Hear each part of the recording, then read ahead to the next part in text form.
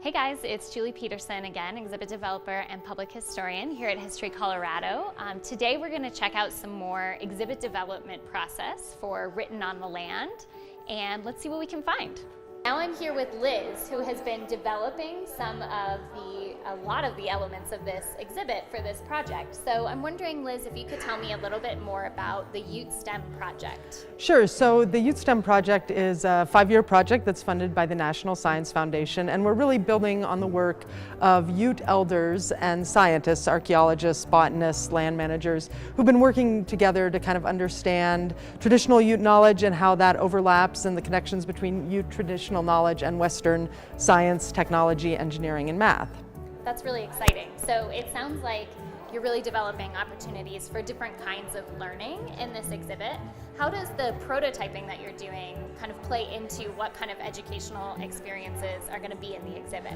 Sure. So we want people to kind of have that experience of getting to hear both sides of different perspectives. We hear the perspectives of Ute elders who really understand the long, deep, 1,000-year-old history of Ute knowledge of the land, and then also where scientists are coming from and some of the ideas that they're bringing to the table. And that's a conversation that happens out when people are on hikes, that happens back in meetings. And so we're trying to translate that to kind of fun ways for visitors to experience that through these hands-on interactives, through some films that people can watch, through the artifacts, through the photos in the exhibit.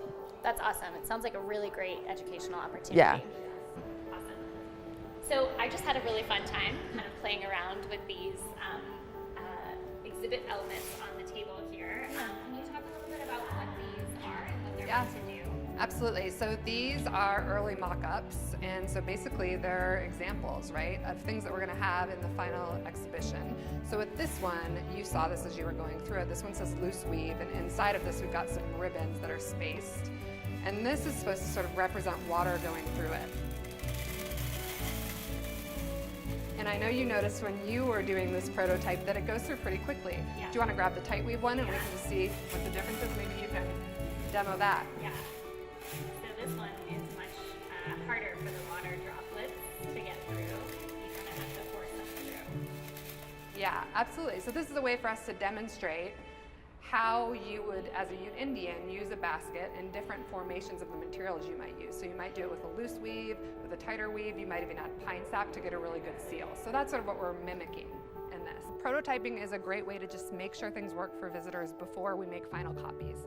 So as you see, we use sort of rudimentary materials with labels that we just tape on and print off of the computer. And we do that on purpose because what I might find over the course of a day with visitors is that this label doesn't work, that maybe it doesn't make sense to call it tight weave and we might want to change it and try something else. So it's a great way to get direct feedback from our visitors so that we can make changes and make sure that the final one is really solid and works really well in terms of learning outcomes as well as just a fun experience, which it looked like you were having. So Yes, we're on the right fun. track.